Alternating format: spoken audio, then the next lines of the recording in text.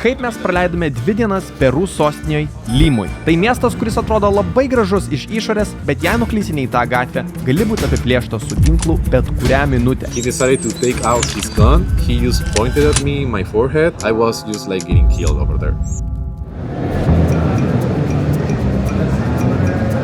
To Peru, South America. Mano paskutinis video YouTube'e, nes mane išves mafijos karteliai, kurie gyvena čia prie sienos. Mes čia būsime savaitę, nedaug laiko, bet esame nusimatę daryti labai daug smagių veiklų, tai mes speedruninsim kaip visą laiką. Šiaip kaip tu jauties dėl Peru? Ar biškai baisu, nebaisu, kokie tavo expectationai? Šiek tiek Amerika pozicionuojama baisiau gal negu iš tikrųjų yra ir reikia įsitikinti, kaip iš tikrųjų yra. Jo, bet man teko kalbėti su vienu žmogum pakeliui skrendant iki čia, jisai sakė, kad Peru yra beprotiškai pavojinga. Gali būti tam tikrose vietose, bet taip labai labai stipriai. Jeigu ten, pavyzdžiui, Kolumbija gali būti pavojinga, tai Peru, Lima iš tą miestą, kur mes būsim, gali būti 10 kartų pavojingiau nei Kolumbijai. Nors Kolumbija jau sketch. Žodžiu, kviečiam taksą ir žiūrim, kas bus. Yeah, the fuck, bro. Nori galą? Gerai. Jo. Hola. Hola. Voy a pagar el estacionamiento. Let's go. Kur mūsų šias dabar?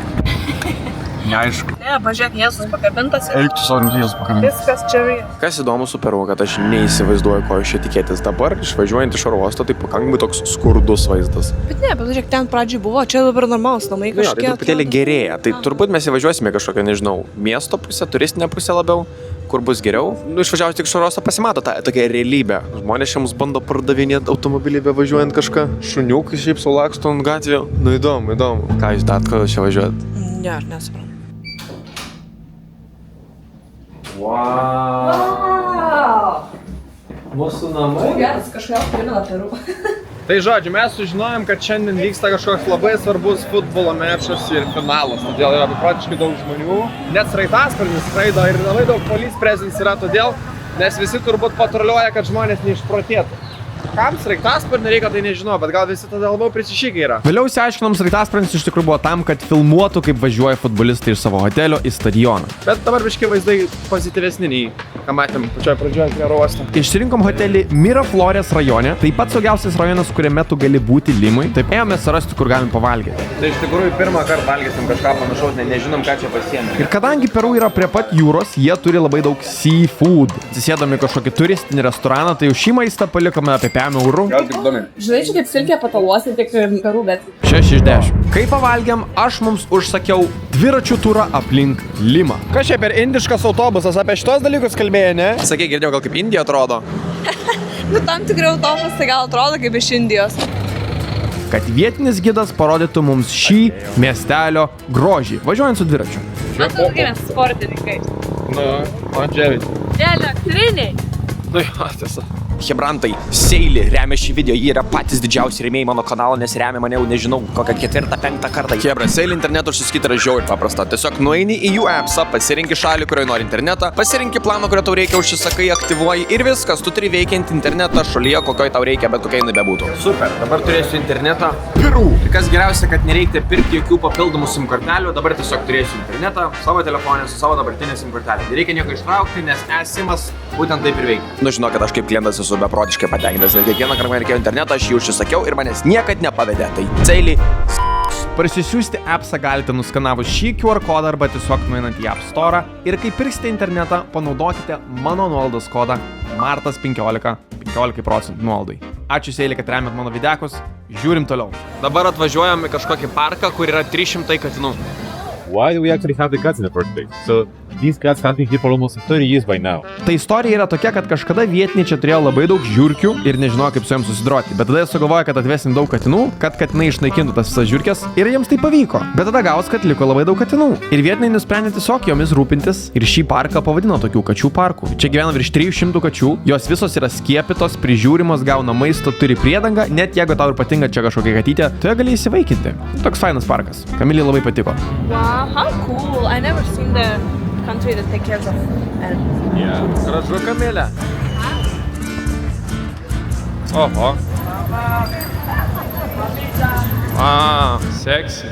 Važiuojame kažkokį love park, meilės parką. Mato čia statulio, kaip meilė daro vyras ir moteris. Eik tu. Vaikštame dabar pro ghetto neighborhoodus kažkokius. Ghetto reiškia šeit. Fuck. Ne, ką ne šeit. Čia kažkoks art. Thank you, budžygi. Wow.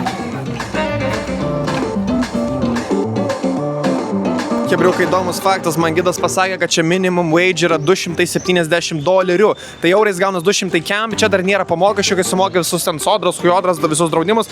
Lieka vos net 200 eurų į rankas. Ir žiauriai tada make sense, kodėl čia vyksta tokie apiplėšimai, nes kam dirbti mėnesį, kad uždirbti 200 eurų į rankas, kai tu gali tiesiog apvogti kažką, kuris turi iPhone už 1000 eurų ir gauti 5 mėnesių atlyginimą per 5 minutės. Tai aš realiai vaikštau su žmogaus metų atlyginimu savo rankose, va šitaip.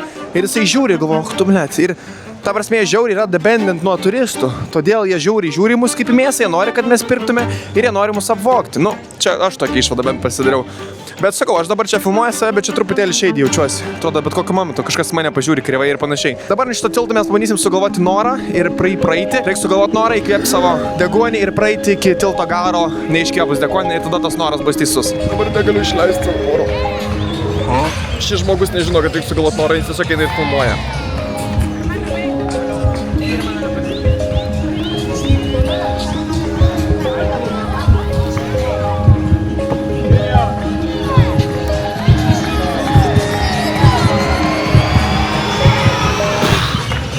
Actually sugabo su tais turistų greičiais.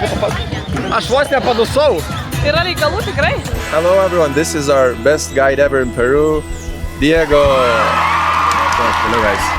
Just to present myself, my name is Diego, and I'm the guide from here, and also just like showing them just like the best places around the city and everything, you know.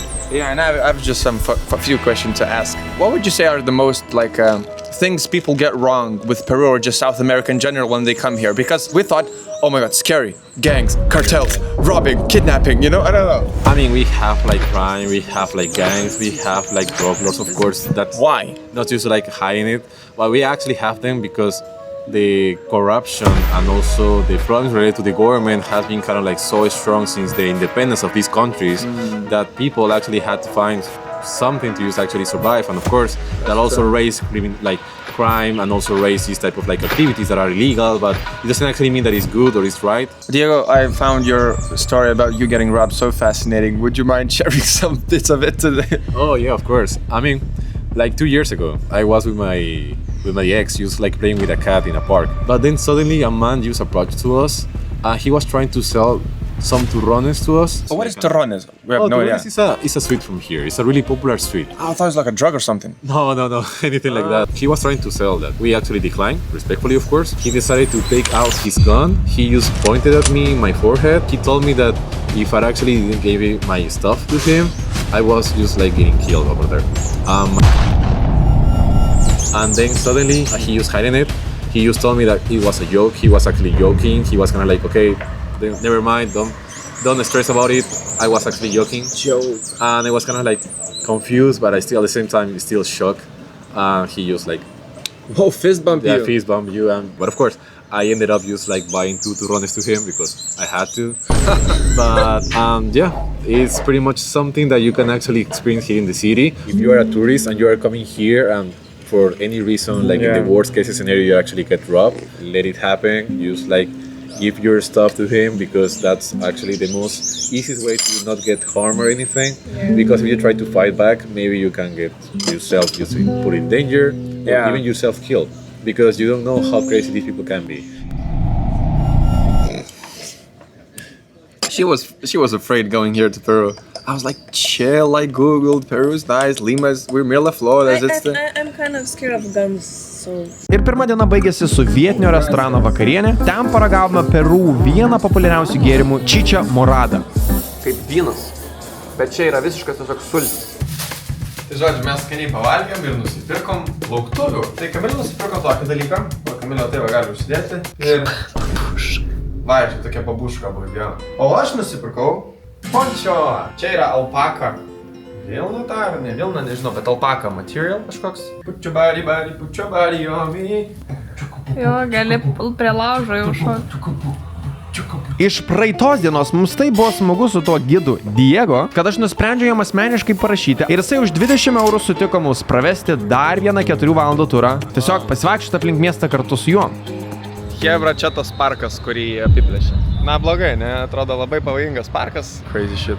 Judam toliau, mes kažkur čia į miestą atvažiavom downtown. Tai Diego, žiauriai fainas ir malonus bičiukas. Mes šią dieną tiesiog su juo vaikščiojom aplink Limos senamiesčio populiariausias visokias vietas ir jis mums pasakojo įvairius istorinius faktus. Apart ir istorinių faktų mes tiesiog su juo bazarinom, kas buvo žiauriai smagu. Jam irgi 24 metai kaip ir mum. Jisai net pasakojo, kad jisai kažkada nori tapti vos ne miesto merų ar kažkas panašaus ir dirbti politikoje. Tai faina.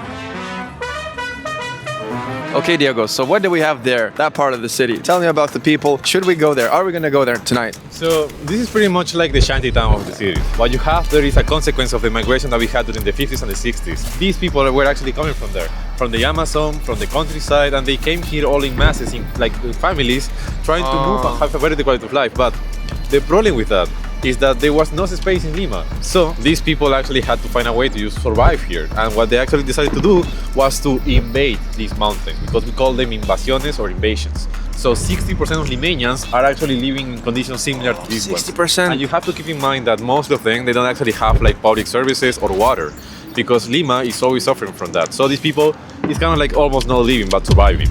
Once you cross from this river, that is the Rimac River, and you go to the Rimac district, you're gonna find that there is another type of reality, and it's gonna become dangerous, maybe not an ideal place to just hang around, and where most of the crime actually happens. Crazy. Thank you, Diego.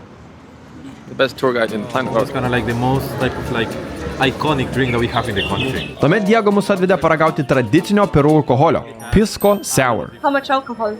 44%. Yeah, but just take it slow, you know? Take it slow, Yeah, no? 44! No, it's, we don't actually use serve as a shot. It's kind of like pompe. Wow. Oh yeah, it's sour. Tai ką žinau, skanus buvo, nesu aš daug gerintis, kad galėčiau kažką daugiau pakomentuoti. Čia žiūrėkit, hebra, čiūras visiškai netrodo kaip čiūras, čia tokia kaip bananas ilgas, frač. Kiek čia centimetrų? Okay, let's try this. Tina's looking like thingy. I know.